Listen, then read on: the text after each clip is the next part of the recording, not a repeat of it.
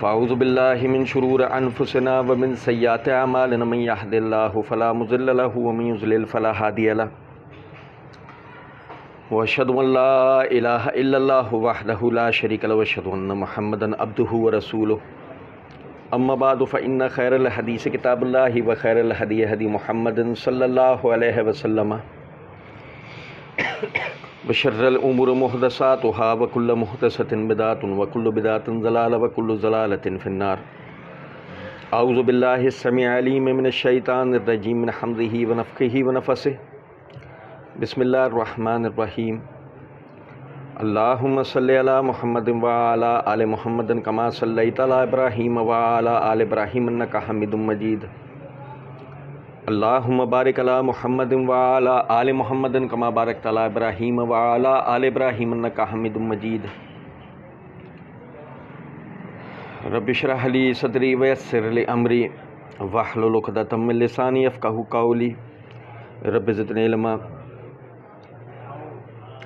والذین هم عن اللغو معرضون والذین هم للزکاة فاعلون والذین هم لفروجهم حافظون الا علی ازواجهم او ما ملکت ایمانهم فانهم غیر ملومین فمن ابتغى وراء ذلك فاولئک هم العادون والذین هم لاماناتهم وعهدهم راعون والذین هم علی صلواتهم یحافظون اولئک هم الوارثون الذین یرثون الفردوس ہم فیہا خالدون۔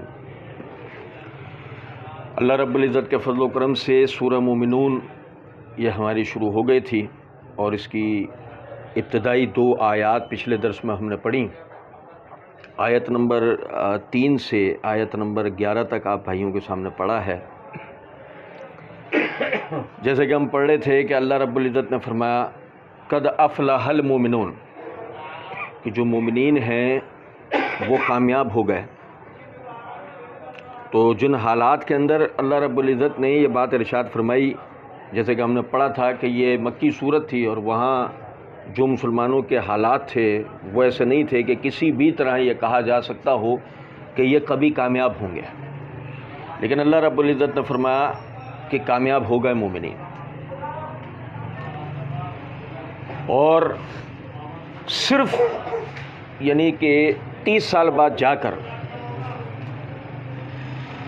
دنیا کے اندر مسلمانوں کا سکہ چل رہا تھا کہ جو اللہ رب العزت نے 30 سال پہلے جو بات ارشاد فرمائی تھی وہ بات اللہ کے فضل و کرم سے ثابت ہوئی۔ اخروی کامیابی اپنی جگہ ہیں، دنیاوی کامیابی کو زندہ لوگوں نے اپنی آنکھوں سے دیکھا کہ جو اللہ نے کہا وہ بات سچ ہوئی۔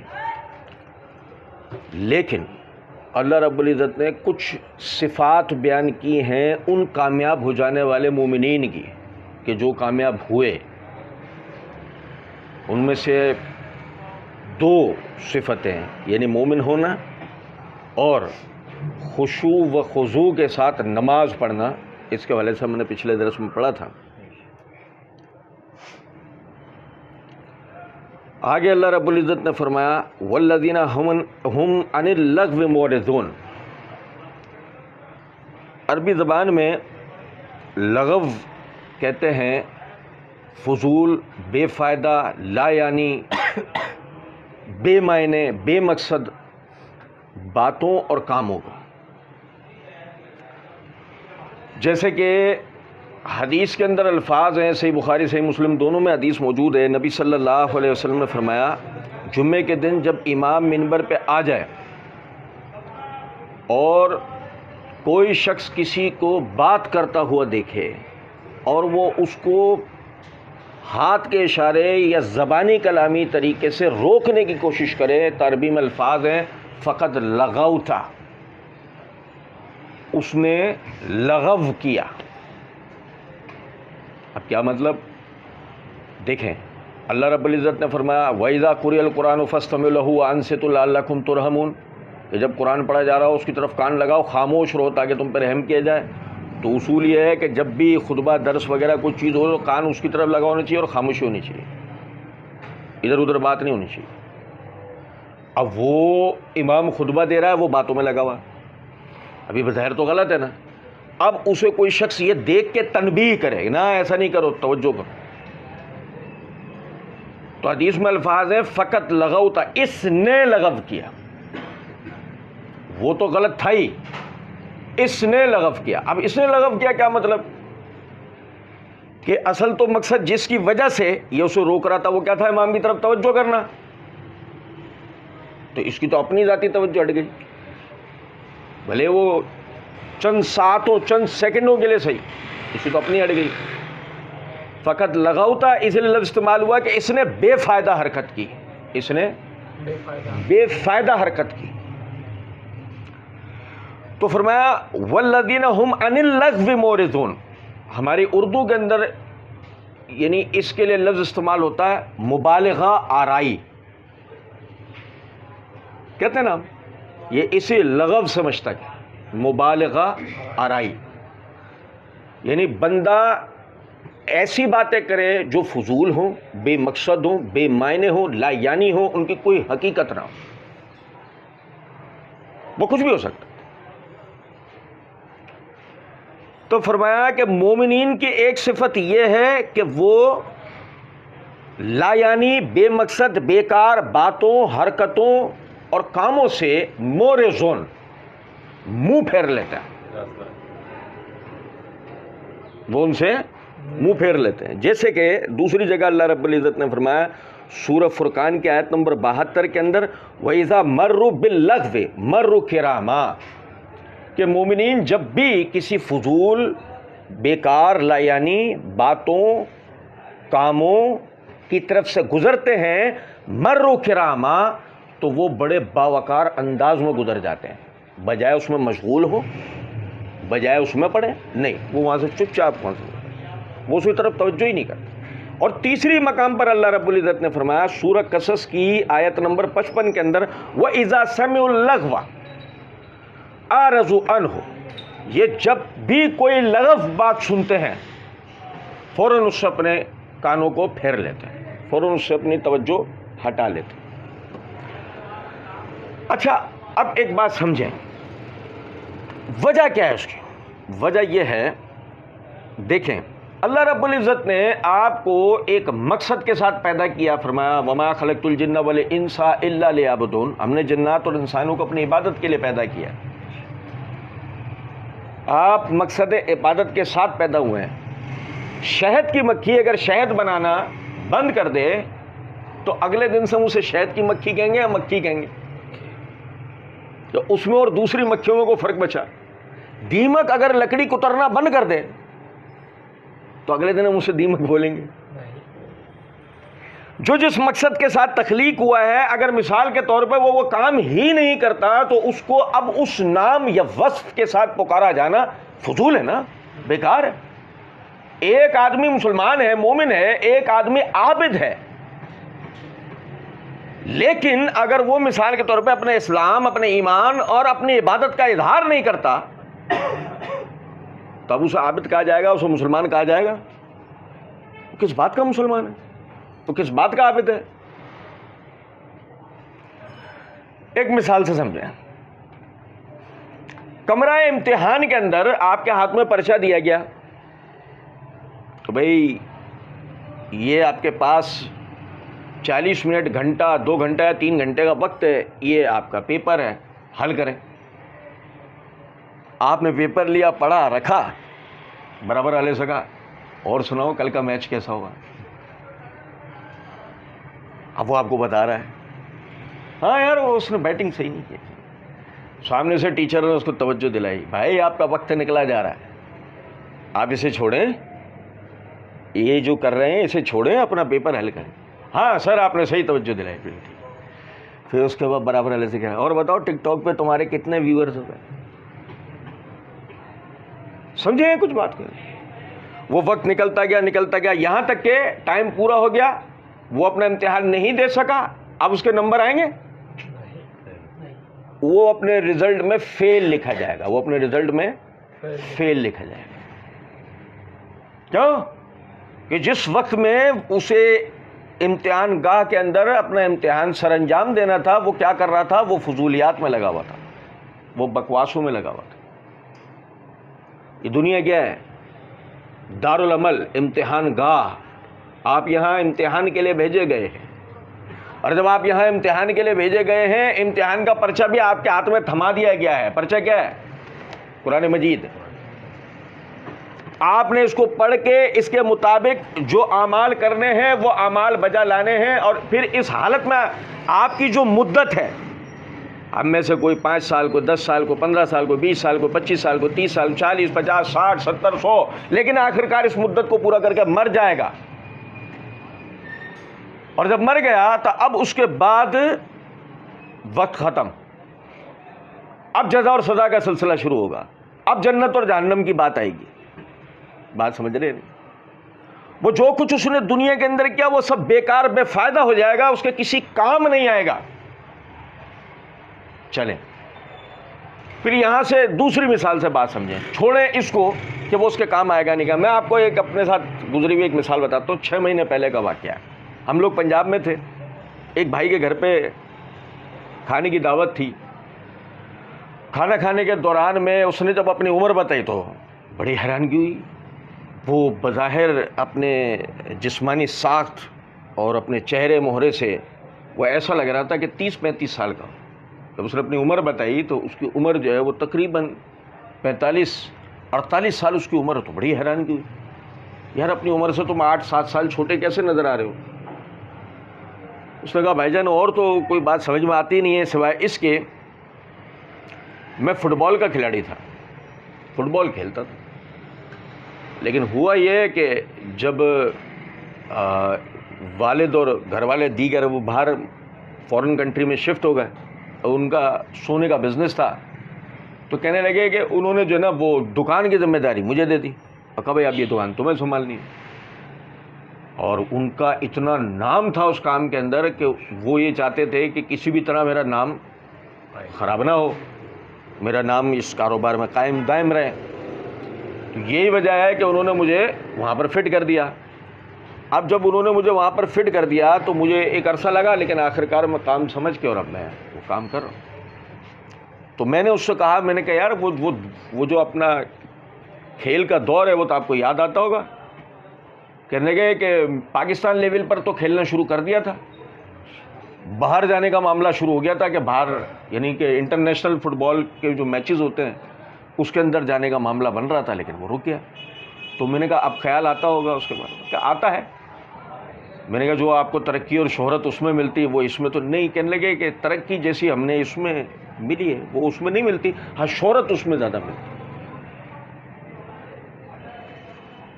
تو میرا اس مثال سے بتانے کا مقصد یہ تھا، اسے اپنا ماضی یاد تو آتا ہے لیکن وہ یاد ایسے نہیں آتا کہ اس کو پچھتاوا ہو. وہ کہتا ہے بس وہ فضول وقت تھا گزر گیا، وہ ایک فضول وقت تھا کھیل کا جو گزر گیا. اصل میں ترقی کاروبار میں تھی، اس چیز میں تھی کہ اس میں میں نے نام کمایا، اس میں نام کمایا، اس میں مال کمایا میں نے، اس میں مجھے اسٹیٹس ملا. دنیاوی اعتبار سے بھی آپ کا فضولیات کے اندر پڑنا آپ کی ترقی کی راہ میں رکاوٹ ہے. یہی نہیں کہ جنت کے لیے رکاوٹ ہے، دنیا کے اندر بھی آپ کی ترقی کے لیے رکاوٹ ہے اگر آپ اپنے آپ کو ان کاموں میں لگائیں جو آپ کے کرنے کے کام نہیں ہیں. اب جیسے مثال دیتا ہوں آپ کو ایک چھوٹی سی. آپ کی پڑھنے کی عمر ہے، تعلیم حاصل کرنے کی عمر ہے آپ کی، اور آپ سیاست کے اندر لگے ہوئے ہیں، سیاسی پارٹیوں کے ساتھ جڑے ہوئے ہیں.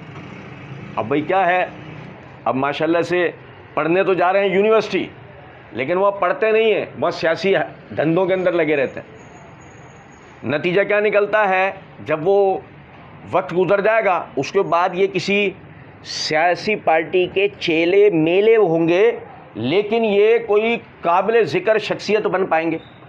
یہ قابل ذکر شخصیت نہیں بن پائیں گے. یہ کوئی بدماش تو بن جائیں گے مگر یہ کوئی ترقی پسند انسان بن پائیں گے؟ نہیں بن پائیں گے.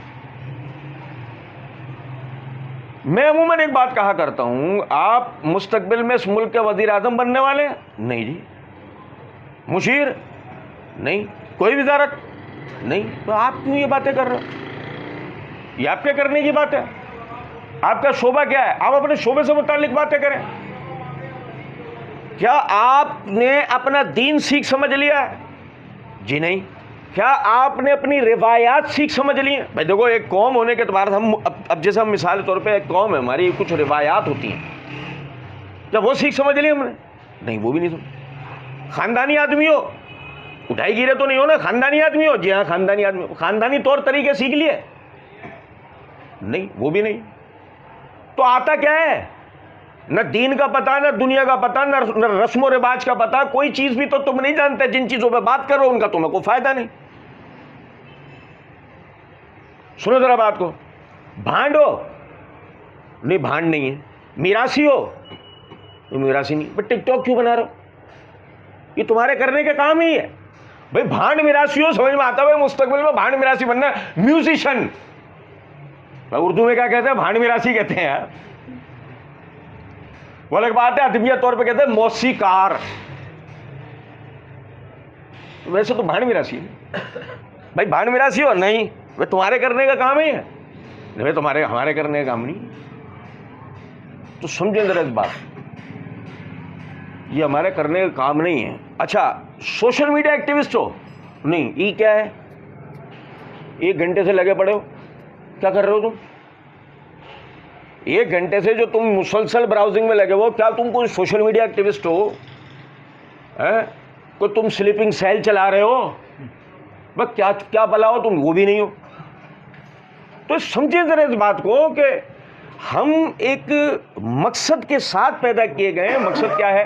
مقصد ہے اللہ کا ایک عبادت گزار بندہ بننا، اور اس عبادت کے معاملات کو دیگر لوگوں تک پہنچانا. اور بھائی نہیں سمجھے؟ میں آپ کو بتاؤں، میں کئی مرتبہ پہلے بھی عرض کر چکا ہوں، اللہ نے جن کاموں کے کرنے کا حکم دیا ہے انہیں بجا لانے کا نام عبادت ہے. اللہ تعالیٰ نے جن کاموں کے کرنے سے روک دیا ہے ان سے رک جانا ہے عبادت. اللہ نے کہا نکاح کرو، نکاح کرنا ہے عبادت. اللہ نے کہا زنا نہ کرو، تو زنا نہ کرنا ہے عبادت. اللہ نے کہا حلال کماؤ، تو حلال کمانا ہے عبادت ہے. اللہ رب العزت نے چوری سے منع کیا تو چوری سے رک جانا ہے عبادت. اب مثال کے طور پر آپ نے اپنے کسی مسلمان بھائی کو دیکھا، اس کے اندر کوئی بھی دینی، اخلاقی، معاشرتی کمی اور کوتاہی ہے، اور آپ اسے اخلاق اور تمیز سے سکھا سمجھا سکتے ہیں، آپ نے اپنا وہ کردار ادا کیا؟ نہیں. یہ تھا آپ کے کرنے کا کام. سمجھ رہے ہیں بات کو؟ نہیں. نبی صلی اللہ علیہ وسلم نے فرمایا تم لوہار کے ساتھ بیٹھتے ہو، تمہیں کچھ ملے نہ ملے، جب اس کے پاس سے اٹھو گے تو اپنے کپڑے کالے کر کے اٹھو گے. اور خوشبو بیچنے والے کے ساتھ بیٹھو گے، تمہیں کچھ ملے نہ ملے، جب تم اس کے پاس سے اٹھو گے تو خوشبوئیں لے کر اٹھو گے. میرے امت کے دینداروں کی مثال اس خوشبو بیچنے والے کی طرح ہے کہ ان کے ساتھ بیٹھو گے، کچھ ملے نہ ملے، ثواب لے کر اٹھو گے. سمجھ رہے ہیں کچھ بات کا مطلب ہے؟ اب آیا میں ان دو میں سے کسی ایک گنتی میں آتا ہوں. خیرکم من تعلم القرآن وعلمہ، تم میں سب سے بہترین وہ ہے جو یا تو قرآن سیکھے یا سکھائے. دونوں میں سے میں کسی ایک کیٹیگری میں ہوں نہیں. میرا وقت کہاں گزر رہا ہے؟ میرا وقت گزر رہا ہے ہوٹلوں پہ، ڈبو پہ، پٹی پہ، کیرم پہ، موبائل کو براؤز کرتے ہوئے. وہ 25-20 منٹ کے وہ سیاسی تجزیات پوری رات لگا دی اس کے اندر. اور وہ صبح آ کر یہ بھی بول گئے، وہ دکان پر صبح آئے ہیں تو انہوں نے یہ بھی بول دیا بس 2-3 دن میں پاکستان ختم ہونے والا ہے، معیشت کا بھٹا بیٹھنے والا ہے، اور وہ ملک جو ہے نا وہ جائے گا، ڈیفالٹ کر جائے گا. یہ آپ کو میں ایک مزے کی بات بتا رہا ہوں، میں اپنے بچپن سے سنتا آ رہا ہوں یہ بات کہ پاکستان ختم ہونے والا ہے. میری عمر 42-43 سال ہو گئی ہے، آپ اندازہ کریں ذرا. میں اپنے بچپن سے سنتا آ رہا ہوں کہ جی پاکستان ختم نہیں ہوا ابھی تک. تو یہ بات سمجھیں، ان فضول بکواسوں کا سب سے بڑا نقصان جو ہوتا ہے وہ یہ ہوتا ہے انسان کسی کام کا نہیں بچتا، انسان کسی کے فائدے میں نہیں رہتا، اس کے اندر مایوسیاں آ جاتی ہیں، اس کے اندر فحاشیاں آ جاتی ہیں. اب آپ دیکھیں نا، میں آپ کو بتاؤں، ہماری یہ ڈبو پٹی، کیرم، تھلے، ہوٹلوں کی جو گیدرنگز ہوتی ہیں، ان کی معراج والی جو گفتگو ہے وہ ہے سیاست، اور ان کی اصلی پستی والی جو گفتگو ہے وہ عورتوں کے بارے میں فحش باتیں ہیں. ایسے ہی ہے. فحاشت کے اوپر باتیں کرنا، گانے بجانے، فلمیں، دیگر چیزیں، ان پہ باتیں کرنا، ایسے ہی ہے نا بھائی. تو اب آپ سمجھیں ذرا اس بات کو کہ اللہ تعالیٰ نے مومن کا وصف یہ بیان کیا ہے والذین هم عن اللغو معرضون. مومن وہ ہے جو فضولیات سے اپنی آنکھیں اور کان پھیر لیتا، اس کی طرف توجہ بھی نہیں ہونے دیتا. اور وَإِذَا مَرُّوا بِاللَّغْوِ مَرُّوا كِرَامًا. جب بھی ایسی کسی چیز کے اوپر سے گزرے یا کوئی ایسا سامنا ہو بھی جائے نا، اپنی بردباری اور سنجیدگی برقرار رکھتے ہوئے اس سے گزر جائے گا، اس میں پڑے گا نہیں، اس میں ملوث نہیں ہوگا کسی کو. 3 چیزیں ذہن کے اندر رکھیں. میری گفتگو سے مجھے فائدہ ہونا چاہیے، میرے عمل سے مجھے فائدہ ہونا چاہیے. ایسا نہیں ہوتا تو میری گفتگو سے میرے مسلمان بھائی کو فائدہ ہونا چاہیے یا میرے عمل سے میرے مسلمان بھائی کو فائدہ ہونا چاہیے. جو اگر یہ دوسرا کام بھی نہیں ہوتا نا تو تیسرا صرف اور صرف ایک کام ہے، اور وہ ہے خاموشی، وہ ہے کنارہ کشی. پتہ ہے آپ کو صحابہ کرام رضوان اللہ علیہ مجمعین کا کتنا بڑا مقام و مرتبہ ہے. ایک ادنا سے ادنا صحابی جو نا وہ پوری دنیا کے لیے رول ماڈل ہے. مگر اس کے باوجود حذیفہ بن یمان رضی اللہ تعالیٰ عنہ فرماتے ہیں کہ میں نے نبی صلی اللہ علیہ وسلم سے فتنے کے دور میں ایک مسلمان کے کردار کے بارے میں سوال کیا کہ اللہ کے رسول جب فتنوں کا دور ہو تو ایک مسلمان کا کردار کیا ہونا چاہیے. تو نبی صلی اللہ علیہ وسلم نے فرمایا مسلمان قوم اور اس کے خلیفہ کے ساتھ جڑے رہنا، اس کے حکمران کے ساتھ جڑے رہنا. مسلمان ملت، مسلمان قوم، مسلمان ملت کے ساتھ اور ان کے حکمران کے ساتھ جڑے رہنا، نہ اپنی مسلمان قوم کے خلاف جانا، نہ اپنے حکمران کے خلاف جانا. تلزم جماعت المسلمین و امامہم. اللہ کے رسول اگر مثال کے طور پہ میں مسلمانوں کی جماعت اور ان کا حکمران نہ پاؤں تو کیا کروں؟ دیکھو سمجھو ذرا بات. کیا فرمایا کہ اگر میں مسلمانوں کی جماعت اور ان کا حکمران نہ پاؤں تو کیا کروں؟ فرمایا جنگلوں کا رخ کر لینا، درختوں کی جڑیں چبا کے مر جانا، شہر کا رخ مت کرنا. اور سمجھے ہیں کچھ بات کا مطلب یہ نہیں اپنے آپ کو کسی فضول کام میں لگنے دینا، کوئی ایسا کام جو الٹا مسلمانوں کے خلاف استعمال ہو جائے. تمہاری زبان سے نکلا ہوا جملہ، تمہارا عمل، تمہارا کوئی کام وہ مسلمانوں کی جماعت اور مسلمانوں کے حکمران کے خلاف استعمال ہو جائے، ایسا کوئی تمہارے لیے ساتھ معاملہ نہیں ہونا چاہیے. جنگلوں کا رخ کر لینا، درختوں کی جڑیں چبا کے مر جانا، شہر کا رخ نہیں کرنا. بخاری مسلم کی روایت. تو یہ انتہائی غور طلب چیز ہے کہ اپنے صبح دوپہر شام رات کا ہمیں احتساب کرنا چاہیے کہاں ہمارا وقت گزر رہا ہے. زبان کا استعمال کرتے ہیں بھائی کیا ہوا بھائی، یار میری عادت میں ہے یار، میں بات کرتا ہوں منہ سے 3 گالیاں نکلتی ہیں، عادت میں ہے. نہیں سمجھے بات؟ آپ کبھی ایک مومن کو دیکھیں، مومن بیچارہ بات کرے گا، اس کی زبان سے کیا نکلے گا؟ سبحان اللہ، الحمدللہ، ماشاء اللہ، انشاءاللہ، السلام علیکم، وعلیکم السلام، استغفر اللہ. سمجھ رہے ہیں کچھ بات کا مطلب نہیں. وہ بیچارہ بات کرے گا، اس کی زبان سے کچھ نہ کچھ نکلتا رہے گا. یہ فرق ہے ایک مومن کی زبان میں اور ایک لغویات بکنے والے کی زبان میں. یہ فرق ہے. تو اس کی زبان سے گالیاں، وہ فخر کیا ہے، وہ میری عادت کے اندر آ گیا ہے. بھائی تو اپنی عادت بدلو نا. اسلام کا مطلب کیا ہے؟ مسلمان ہونے کا مطلب کیا ہے؟ مسلمان ہونے کا مطلب یہ ہے کہ اپنی بری عادتوں کو ترک کرنا اور تقوی کی زندگی بسر کرنا. یہی تو مسلمان ہونے کا مطلب ہے. والذین هم عن اللغو معرضون. اچھا سنیں ذرا بات کو. پچھلے دنوں کیا ہوا، ایک صاحب سوشل میڈیا سے غائب تھے. تو ہمارے مشنری ساتھیوں میں سے ایک ہیں، بڑا دعوت کا کام کرتے ہیں. اب وہ غائب رہے، سننا بڑی توجہ طلب بات ہے. میں نے پھر وہ ایک دن وہ آ گیا، بھائی لکھا ہوا السلام علیکم ورحمۃ اللہ وبرکاتہ، جس کا مقصد آج وہ ایکٹیو ہو گئے. میں نے انہیں پرسنل کے اندر میسج کر کے کہا بھائی جان کہاں ہیں اتنے عرصے سے؟ کہنے لگے یار ذہنی مریض ہو گیا تھا. کیا کہہ رہے ہیں؟ بڑی توجہ طلب بات ہے، سنیں ذرا. یار ذہنی مریض ہو گیا تھا. کیا مطلب ہے؟ آپ ذہنی مریض ہو گئے تو ہمارا تو پھر بیڑا ہی کا رکھے. کہنے لگے یار مسئلہ یہ ہے کہ سوشل میڈیا کھولو، الیکٹرانک میڈیا کھولو، دیکھو تو بس وہ چاروں طرف بس مایوسی، مہنگائی، کرپشن، ملک تباہ ہو رہا ہے. ابھی सियासी अदम इस्तेहकाम, फ़िरका वाराना मामलात, और वो सोशल मीडिया पे भी बकवास बहसें, तो बड़ा एक दिमाग पर दबाव सा हो गया था। फिर कब मैंने अपना अकाउंट ही जो ना कुछ दिन के लिए बंद कर दिया, मैं सोशल मीडिया का इस्तेमाल ही बंद कर दिया और अपने आप को मसरूफ़ कर लिया अच्छी चीज़ों में। मैंने कहा जैसे कि फ़ारिग वक्त में कुरान की तिलावत करता था, किताबों का मुताला करता था, और समझ रहे हैं कुछ बात का मतलब है। अच्छा मैं आपको बताऊं, अच्छा देखें, मैंने आज अखबार पढ़ा, मैंने आज जो अखबार पढ़ा, मेरे सामने जो खबर आई, तो जो तल बातें सुनिएगा, ये आपको मैं तहकीक का एक नुक्ता दे रहा हूँ। मैंने जो आज अखबार पढ़ा, या आज मैंने जो इलेक्ट्रॉनिक मीडिया पे जो खबरें सुनी, या आज मैं जो सोशल मीडिया पे ट्विटर पे या इधर उधर खबरें देख रहा हूँ, आप समझें जरा इस बात को, ये वो खबर है जो मुझ तक पहुंचाई जा रही है। अगर आप इस बात को समझते हैं तो,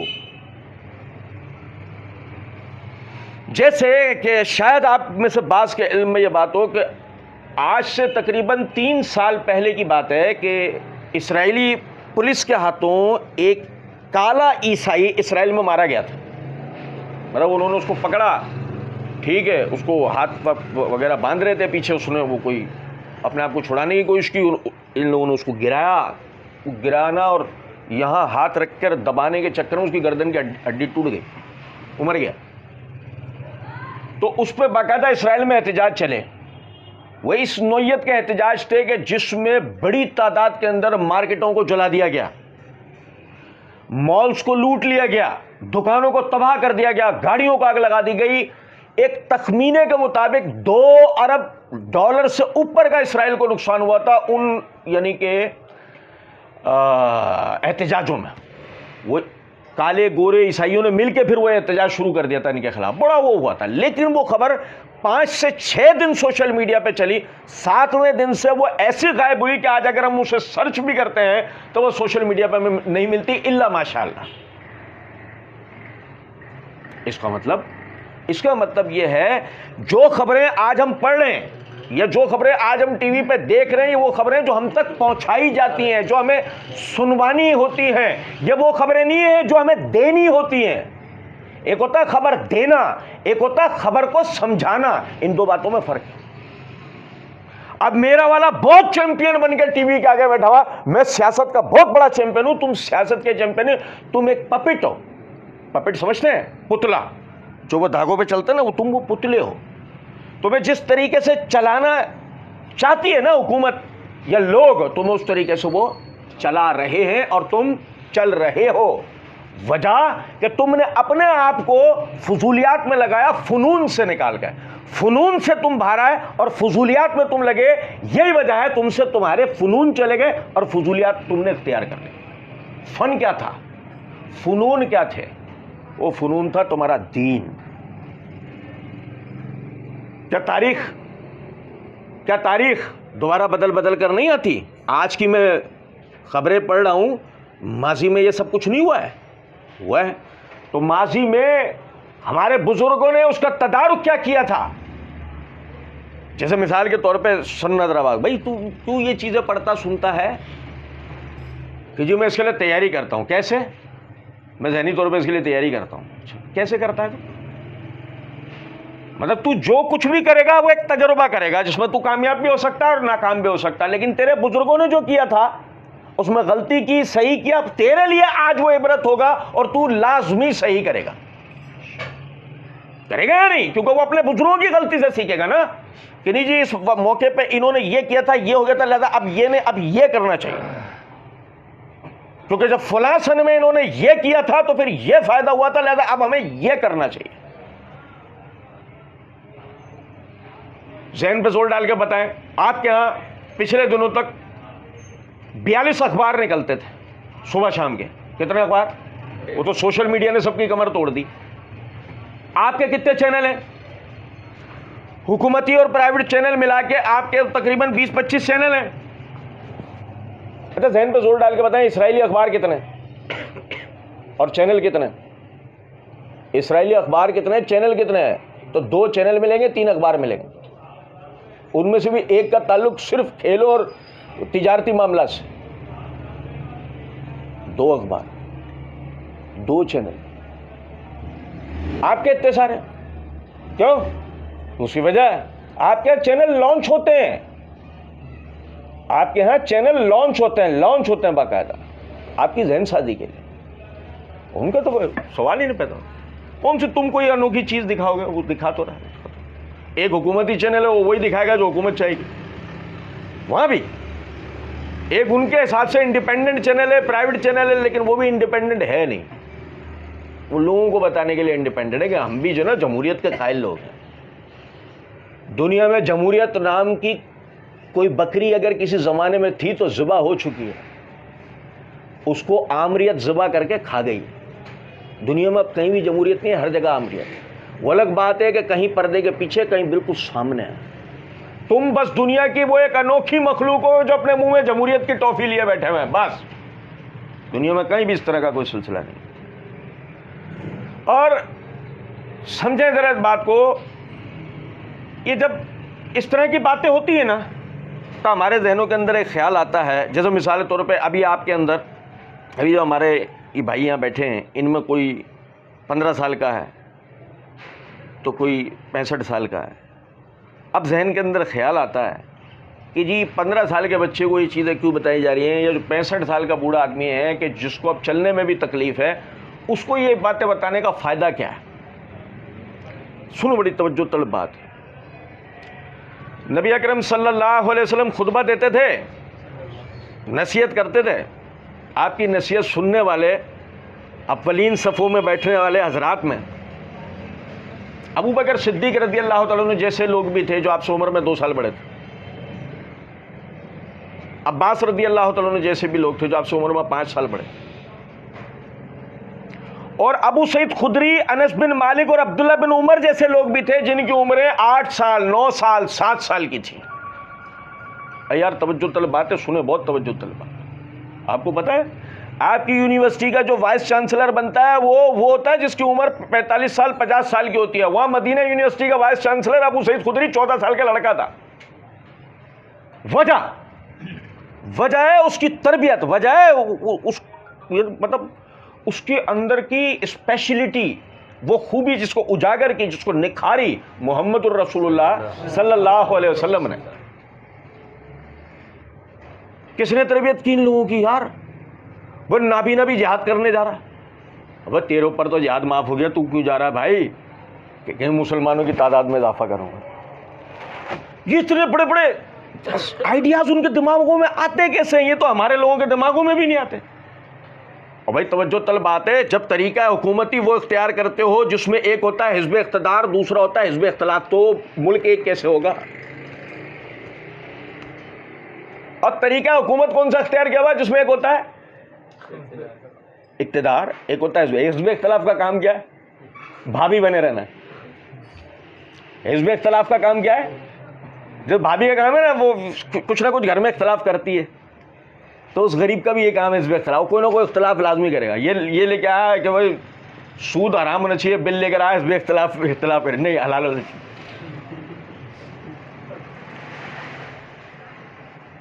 پھر کہہ رہے ہیں کہ اس طریقہ حکومت سے ہم قوم کو ایک کریں گے. ابے جو طریقہ حکومتی تم نے ایک دوسرے سے مختلف کیا ہوا، اس میں قوم کیسے ایک ہو سکتی ہے؟ ایک بات ہے، لطیفہ ہے. لیکن آپ لطف کی بات یہ دیکھیں، یہ سکھایا سمجھایا کس نے؟ یا آنکھوں پہ پردہ ہٹایا کس نے؟ محمد الرسول اللہ صلی اللہ علیہ وسلم. دنیا اسی طرح بے وقوف بنی ہوئی تھی. لقد من اللہ علی المؤمنین اذ بعث رسولا من انفسہم یتلو علیہم آیاتہ ویزکیہم ویعلمہم الکتاب والحکمہ وان کانوا من قبل لفی ضلال مبین. البتہ اللہ نے مومنین پہ احسان کیا ہے کہ انہی میں سے چن کر ایک شخص بطور رسول ان میں بھیجا جو ان پر اللہ کی آیتیں تلاوت کرتا ہے، انہیں پاک کرتا ہے، انہیں کتاب کی تعلیم دیتا ہے اور حکمت کی. اور اس کے آنے سے پہلے یہ کھلی گمراہی میں تھے.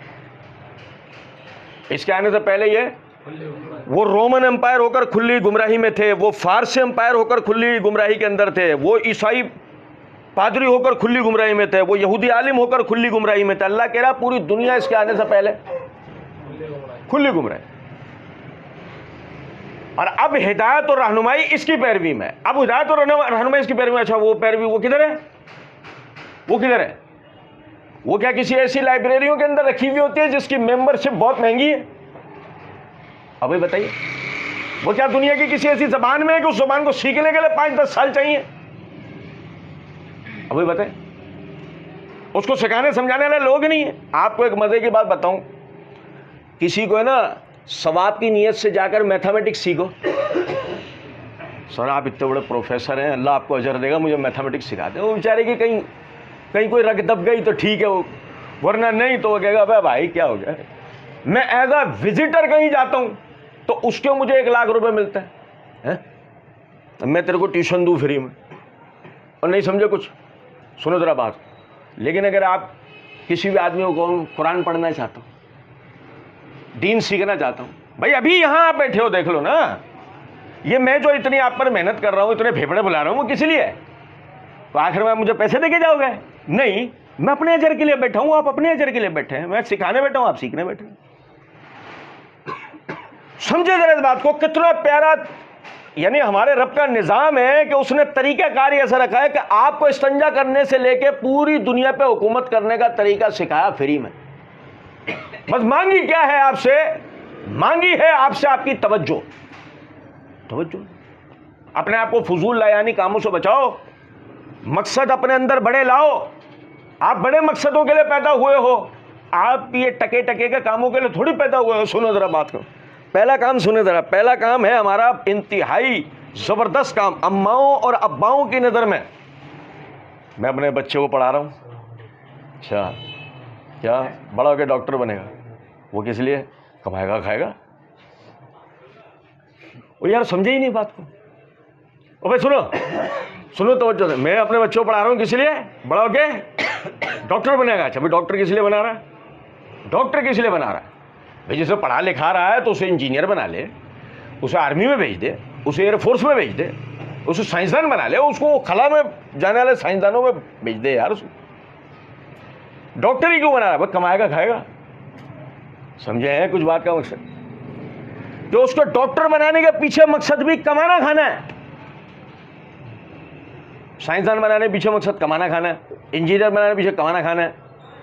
تو جب وہ ڈاکٹر انجینئر سائنسدان بنے گا کمانے کھانے کے لیے، خدمت کے لیے نہیں، تو پھر جب کمانے کھانے جیسا نہیں ہوگا تو ملک اور ملت کے کام کا نہیں. یہی وجہ ہے پھر ہمارا انجینئر ڈاکٹر بھی باہر بھاگ رہا ہے.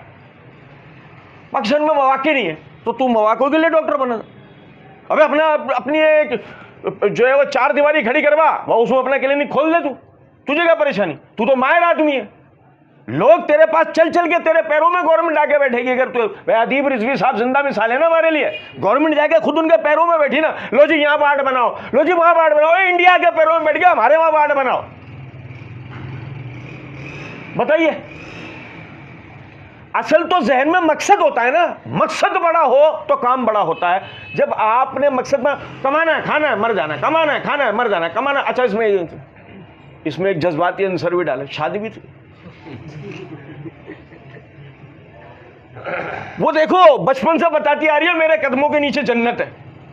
سنو ایسے دینا آدمی گتی پہ، یقین کرو صحیح بتا، میرے پیروں کے نیچے جنت ہے. اچھا میرے پیروں کے نیچے جنت ہے. ہم نے کہا وہ بچے کو ایک نیک مقصد کے لیے آگے بھیج رہے ہیں، پڑھے گا سیکھے گا ملک کے کام آئے گا، یا اس کو ادارے میں بھیج رہے ہیں ملک کے کام آئے گا. نہیں، میں اپنے بچوں کو اپنی آنکھوں سے دور نہیں کر سکتی. اچھا کچھ دن بعد باتوں میں پتہ لگا حجن کہہ رہی ہیں شادی کے بعد الگ کر دوں گی. حجن صاحبہ تم تو اس دن کہہ رہے تھے آنکھوں سے دور نہیں ہونے دیں گے، اب شادی کے بعد الگ کر دیں گے.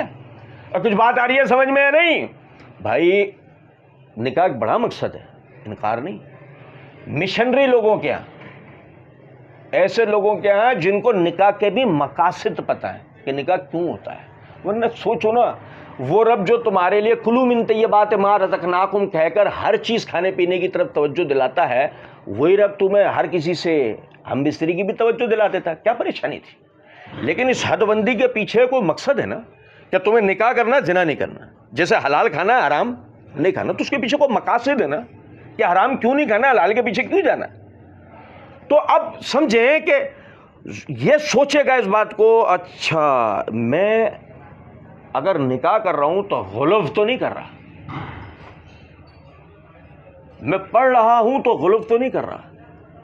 ہر کام کے پیچھے مومن یہ دیکھے گا کہ یہ میں فضول تو نہیں کر رہا ہوں، اس کے پیچھے مقصد ہے یا نہیں، اس کے پیچھے میرا دنیاوی اور اخروی فائدہ کیا ہے. مومن یہ دیکھتا ہے بس خالی ہر کام کے پیچھے کہ میں یہ کرنے. اور دیکھو انسان اس فطرت پہ پیدا نہیں ہوا کیا؟ ایمانداری سے ایک بات دیکھیں کہ اگر مثال کے طور پہ ایک روڈ پہ گڑھا کھود دیا جائے اور گڑھا کھودنے کے بعد اس کے اوپر ایک بورڈ لگا دیا جائے یہاں پر گڑھا ہے، یہاں گڑھا ہوا ہے، یہ سامنے سے بائک ہاں دیکھو تو میں گڑھے میں گرا کے دکھاتا ہوں زم، کیا ہوا؟ گڑھے میں گرا کے دکھائی. کرے گا کوئی ایسا؟ نہیں. کیوں بھائی؟ نقصان ہے نا اس میں، یہ کوئی کارنامہ تھوڑی ہے، یہ تو نقصان کروں گا نا میں اپنا بھی، اپنی سواری کا بھی. ہاں اب کیا ہوگا؟ میں وہاں سے گزرا، سنو ذرا بات کو سننا، میں وہاں سے گزرا گڑھا ہوا تھا، روکا، اس کی ماں کی اس کی بہن کی ایک چیز اٹھا کے لے کے آیا، وہ کوئی اینٹ پھٹا کوئی بھی چیز لا کے رکھی گڑھا، یا کوئی اور گر نہیں جائے. کیا نا کام، یہ کیا نا کام اس نے. یہ دیکھو یہ فطری معاملہ ہے کہ انسان خیر طلب پیدا ہوا ہے، اپنے فائدے کو سوچ کر پیدا ہوا ہے. وہ یہ فطرت میں، اس کی تعمیر اس کی فطرت میں ہے، تخریب اس کی فطرت میں نہیں ہے. تخریب اس کی فطرت میں ڈالی جاتی ہے، شیطان ڈالتا ہے، اور شیطان صفت لوگ ڈالتا ہے. اور اس میں سب سے بڑا جو اس وقت کردار ادا کر رہا ہے وہ آپ کا موبائل کر رہا ہے. آپ اپنے موبائل کا جو استعمال کر رہے ہیں اس کے ایک ایک سیکنڈ کے اللہ کی بارگاہ میں جواب دہ ہیں. آپ دیکھیں مکے کی زندگی کتنی پریشان کن زندگی تھی. مکے کی جو زندگی تھی نبی صلی اللہ علیہ وسلم اور آپ کے اصحاب کے لیے بہت پریشان کن زندگی تھی. ایک سیکنڈ کا سکون نہیں تھا ان کی زندگیوں میں، ایک سیکنڈ کا. گھر والے بار والے مسلسل انہیں اذیتیں اور تکلیفیں دے رہے تھے. اس حالت میں بھی اللہ تعالیٰ نے 30ویں پارے میں ایک سورت اتار رکھی ہے، اور اس سورت کے اندر فرما رکھا ہے فَإِذَا فَرَغْتَ فَانْصَبْ وَإِلَىٰ رَبِّكَ فَارْغَب. یار دیکھو آج ہماری کیفیت کیا ہے؟ ہم تو ایک دوسرے سے ملے اور سناؤ آج کا دن، ارے یار آج کا دن بڑا بیکار گزرا یار، کوئی کرنے کا کام ہی نہیں تھا، فضول سے ایسے پہلے میں ٹی وی لگا کے پھر میں یہ کر رہا تھا، پھر وہاں چلا گیا تھا، پھر یہ کر لیتا. بتاتے نہیں بتاتے. ادھر دیکھو وہ مشقت آمیز زندگی بسر کریں، ان کے پاس ایک سیکنڈ کی سہولت نہیں ہے ان کے پاس. اور اللہ ان کو قرآن مجید کے اندر سورت اتار رہا ہے اور فرما رہا ہے فَإِذَا فَرَغْتَ، جب تو فارغ ہو، فَانْصَبْ، کمر باندھ لے، وَإِلَىٰ رَبِّكَ فَارْغَب، اپنے رب کی طرف متوجہ ہو کے اس کا ذکر کر. فارغ نہیں ہو سکتا مسلمان، کبھی بھی فارغ ہو ہی نہیں سکتا، اپنی زندگی فضول بسر کر ہی نہیں سکتا. اللہ نے اسے بڑے مقاصد کے لیے پیدا کیا. کچھ نہیں کرنے کے لیے ہوگا تو قرآن اٹھائے گا اور اس کا ترجمہ پڑھے گا. وہ پڑھ لیا ہے نبی کی سیرت پڑھے گا، وہ پڑھ لیا اصحاب کی سیرت پڑھے گا. نماز میں غلطی ہے وہ درست کرے گا، زکوٰۃ میں مسئلہ ہے اس کو درست کرے گا، حج کا طریقہ نہیں پتا وہ سیکھے گا، عمرے کا طریقہ سیکھے. جو دین کی جو بات نہیں جانتا، جو سیکھی ہوئی نہیں ہے اسے جانے. کاروبار کرتا ہے، اور سنو بڑی غور طلب بات ہے، صبح دکان چھڑے سورہ رحمان کی تلاوت لگائے، چل میرا ہے، جھاڑ پہنچ کر کے بیٹھے. تو یہ کیا ہے؟ تلاوت. بھائی کیوں سن رہا ہے؟ برکت ہوگی. ہوئی نہیں سمجھے کچھ بات. بھائی شام کو جب دکان بند کر رہا اور ہم نے پوچھا دو خبر کام کاروبار ہے نہیں، تو کیا مطلب ہوا؟ جو صبح تو تلاوت چلا رہا تھا سب برکت تو نہیں ہوئی. کیوں نہیں ہوئی؟ کیونکہ اس کی وجہ ہے قرآن تیرے کاروبار میں صرف برکت کروانے تھوڑی اترا ہے کہ تو صبح اس لالچ میں بس قرآن چلا دے کہ چل رہا ہے. اس کے چلنے سے اب کسٹمر دھڑا دھڑ میری دکان پر آئیں گے، سب کا کاروبار ختم، میرا شروع. حالانکہ اس قرآن کا مقصد یہ تھا کہ تجھے یہ پتہ لگے کسٹمر تیری دکان پر کیسے آئے گا. سمجھے؟ یہ نہیں کہ وہ تلاوت چلا دی سمجھ میں کچھ آ نہیں رہا ہے، وہ چل رہی ہے بھائی وہ اب کسٹمر ہے. بھائی اس دین کو اترنے کا مقصد کاروبار کا وہ طریقہ تمہیں سکھانا تھا کہ جس سے پوری دنیا کا بزنس سمٹ کے تمہاری طرف آ جائے. جیسے اس کی مثال دیتا ہوں آپ کو، صحابہ کرام رضوان اللہ علیہ مجمعین میں سے بعض صحابہ نے آکسفورڈ یونیورسٹی سے ایم کام کر رکھا تھا، ACCA کی آواز, CA کی آواز ہو. ابے گردن ہلا رہے ہو, جواب دو ہاں یا نہیں. کیا تھے وہ؟ خسرو پرویز کے بقول عرب کے جنگلی, نعوذ باللہ. ایران کے بادشاہ نے کہا تھا نا ان کے لیے, اب یہ عرب کے جنگلی مجھے چیلنج کریں گے. یہ بات ثابت کرتی ہے کہ وہ یعنی اس وقت میں تیسری دنیا کہلاتے تھے. علم تمدن میں وہ ترقی یافتہ اقوام میں سب سے پیچھے تھے. مگر ہوا کیا ایسا کہ ایک دم ان کی کایا پلٹی, ساری بندرگاہیں ان کی ہو گئی. پوری دنیا میں زبان ان کی چل رہی ہے, پوری دنیا میں سکہ ان کا چل رہا ہے, ساری دنیا کی بڑی بڑی مارکیٹیں ان کے قبضے میں آ گئی ہیں. وجہ نبی صلی اللہ علیہ وسلم کی پیروی, وجہ قرآن مجید کی تعلیمات پہ عمل. یہ تھوڑی کہ وہ تلاوت کری ثواب حاصل کر رہے ہیں بس خالی. ابے ثواب تو تمہیں السلام علیکم ورحمۃ اللہ وبرکاتہ کہنے پہ بھی آ جائے گا. ثواب تو درود پڑھنے میں ملے گا, ثواب تو استغفار کہنے پہ بھی ملے گا. اصل تو مقصد سمجھو نا کہ تمہیں دین کس لیے ملا تھا. کھڑے ہو کر پیشاب نہیں کرنا چاہیے, بیٹھ کے کرنا چاہیے. وجہ کپڑے ناپاک ہو جاتے. سچ بول کے کاروبار کرنا چاہیے, جھوٹ بول کے روزی حرام ہو جاتی ہے. بھائی جس طرح کھڑے ہو کر تو پیشاب کرنے سے بچ رہا ہے کہ تیرے کپڑے ناپاک ہو جائیں گے, اسی طریقے سے جھوٹ بول کے کاروبار بھی بند کر کے تیری روزی حرام ہو جائے گی. یہی سب کچھ سکھانے کے لیے قرآن آیا ہے. لیکن اب مسئلہ سارا یہ ہے نا کہ ہم فضولیات سے خود کو بچائیں تو صحیح. اتنا ٹائم تو ہو کہ بھائی آج کل تم لائبریری نہیں آ رہے, درس میں آ رہے, اور رات کو ٹائم نہیں ہوتا ہے کہ تمہارے پانی کی زیادہ ہوا میں اڑ رہے ہیں. بھائی اسی رات میں کیا چرس بیچتے ہو بھائی؟ یہ رات کا کاروبار تو یہی ہے. کیا ہے تمہارے پاس مصروفیات کیسی ہیں کہ بھائی تم دین سیکھنے کے لیے تمہارے پاس ٹائم نہیں. اور چلو وہ لائبریری ہے نا, فرض تھوڑی ہے قرآن مجید ترجمہ والا گھر پر ہے تمہارے پاس, ہاں پڑھتے ہو نہیں, اس کا بھی ٹائم نہیں. موبائل چلانے کا ٹائم ہے, ہاں وہ تو روز ڈیلی 3 سے 4 پوسٹیں فیس بک پہ کرتا ہوں, پورے دن واٹس ایپ پہ لگا ہوں. کام کاروبار ہے نا میرا, نہیں سمجھے؟ حیران کن بات ہے کہ اتنا زیادہ بزنس جس میں تمہارے پاس ٹائم نہیں ہے. تم سے 14 دن بعد پوچھیں گے, تم کہے گا کام کاروبار نہیں ہے. بھائی وجہ ساری یہ ہے کہ ہم نے فضولیات کے اندر. اچھا یہ دیکھو میں آپ کو بتاؤں ذرا ایک بات. ایک ہے نا بیمار کی عیادت کے لیے گھر پہ گئے. توجہ سے سنیے, توجہ سے سنیے بات. کیا ہے کہ یہ مثالیں ایسی ہوتی ہیں تھوڑی سی, آپ لوگ کہتے ہیں دل میں آپ کے خیال آتا ہوگا کیسی مثالیں دیتا ہے, لیکن یہ جب آپ اپلائی کریں گے نا ایک اپنی سوشل لائف, پریکٹیکل لائف میں جب آپ دیکھیں گے جھانک کے, تو وہ مثالیں آپ کو یوں کی یوں نظر آئیں گی کہ ہاں یار بات تو ہے. ایک مریض کی عیادت کے لیے گئے, وہ ایک صاحب بیٹھے ہوئے. وہ صاحب مسلسل انہیں بھی دیکھ کے گردن ہلا رہے, مجھے بھی دیکھ کے گردن ہلا رہے. یعنی کہ اگر میں 1 گھنٹے بات کر رہا ہوں نا, 1 گھنٹے اس مریض سے میں بات, اگر 1 گھنٹے میں نے کی ہے بالفرض جو بھی میں نے بات کی ہے اس مریض سے, یا اس نے مجھے جو بھی جواب دیا, یہ انہیں بھی دیکھیں تو بھی گردن ہلائیں, مجھے بھی دیکھیں تو بھی گردن, بیچ میں ایک لقمہ بھی دے دیں, اب میں بھی ان کی طرف دیکھ کے گردن ہلا دوں. کچھ دیر کے بعد ان کی پانی کی بوتل وہ ختم ہو گئی. میں نے کہا میں آپ کو لا کے, انہوں نے نہیں آپ بیٹھے میں لے کر آتی ہوں. چلے گئے. اب جب یہ چلے گئے تو میں نے ان سے پوچھا یہ صاحب جو بیٹھے تھے کون ہے؟ کہ میرے ہمزلف ہیں. کون ہے؟ کہ میرے ہمزلف ہیں, وہ جو ہمارے یہاں کہتے ہیں ساڑو. اچھا جی, تو یہ میرے آنے سے پہلے سے بیٹھے ہوئے تھے یہاں؟ جی. کب سے بیٹھے ہوئے تھے؟ کہ 1-1.5 گھنٹے پہلے سے بیٹھے ہوئے تھے. تو میں نے مطلب 2.5 گھنٹے تو ہو گئے بیٹھے.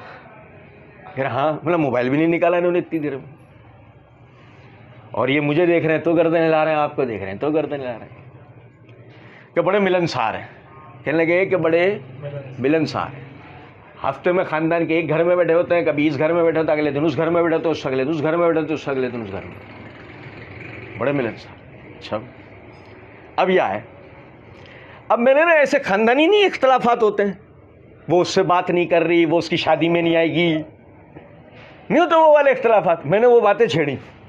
اوہو, پھر جو ان کا ریکارڈ بجایا, انہوں نے پورے 1 گھنٹے کا ایسا ریکارڈ بجایا کہ میں تو سوچ رہا تھا کہ نکل کے بھاگوں کیسے. مجھے بھاگنے کا راستہ نہیں مل رہا. یقین کریں وہ بولے چلے آ رہے یہ وہ ہمارے وہ فلاں خاندان میں یوں ہو گیا, اس کے گھر میں یوں تھا, اس کے. اب پتہ یہ لگا کہ اصل میں یہ صاحب عورت صفت ہے, غیبت ان کے خون میں رچی بسی ہے. اس کے گھر سے چند ایک کر کے نا پھر اس کے گھر میں گئے, اگلے دن اس کی کر کے پھر اس کے گھر میں گئے. اب بظاہر کیا ہے کہ بڑی ملنساری کا طریقہ ہے, لیکن یہ ملنساری نہیں ہے. یہ کیا ہے؟ یہ ایک کی برائے دوسری برائے.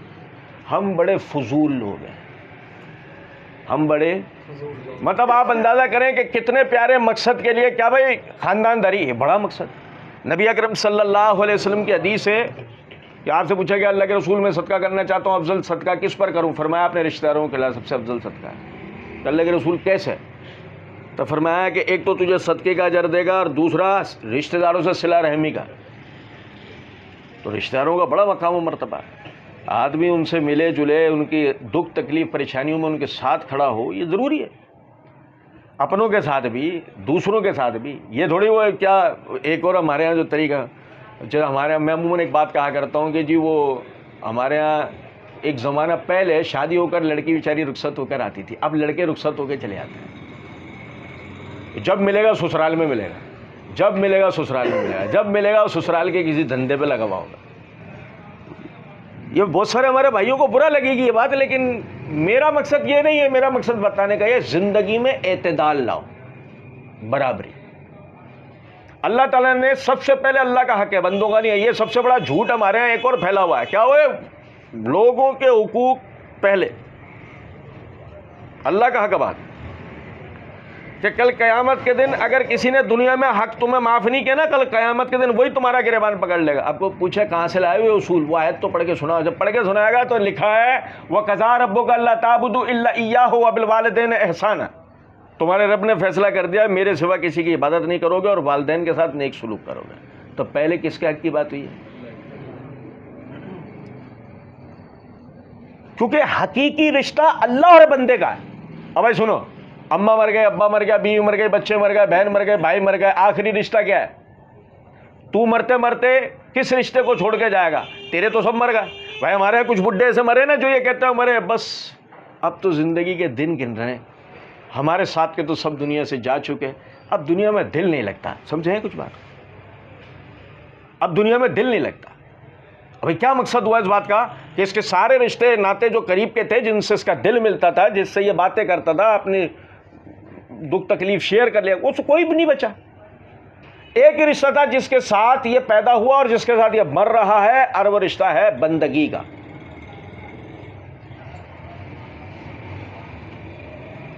خالق اور مخلوق کا, معبود اور عابد کا, اللہ اور اس کے بندے کا. سنو ذرا بات.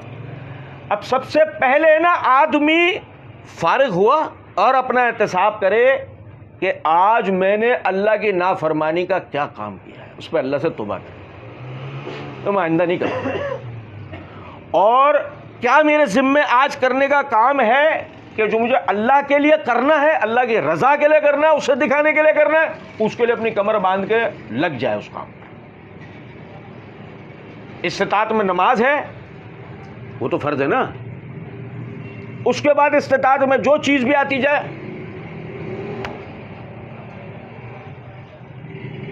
میں نماز نہیں پڑھتا لیکن صدقہ خیرات کرتا ہوں, مجھے امید ہے اپنے رب سے کہ وہ اس پہ مجھے جنت میں بھیجے گا. بالکل صحیح ہے, وہ اپنی امید پر چلتا رہے. قبر میں منکر نکیر تجھے اتنے جھوتے ماریں گے نا, یاد رکھیں اس بات کو. کبھی بھی آپ علاج کے لیے گئے, ڈاکٹر نے کہا آپ کا آپریشن ہوگا, ڈاکٹر صاحب آپریشن کر لو.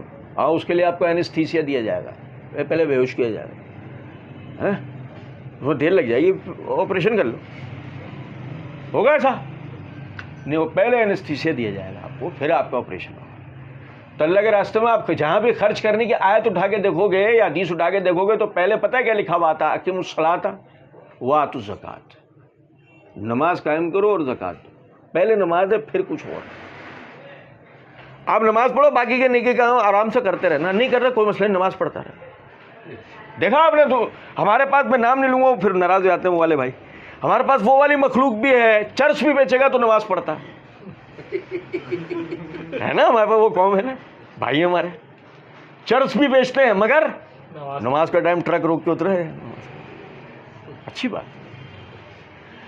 تو میرا مقصد عرض کرنے کا ہے کہ آپ نے اپنا جو فرض ہے وہ ادا کرنا ہے. اللہ نے جو آپ پر لازم کیا وہ فرائض آپ نے پہلے ادا کرنا ہے. اس کے بعد مخلوق کی باری آتی ہے, پھر ماں ہے, باپ ہے, بیوی ہے, بچے ہیں, دوست ہے, باب ہیں, سب کچھ.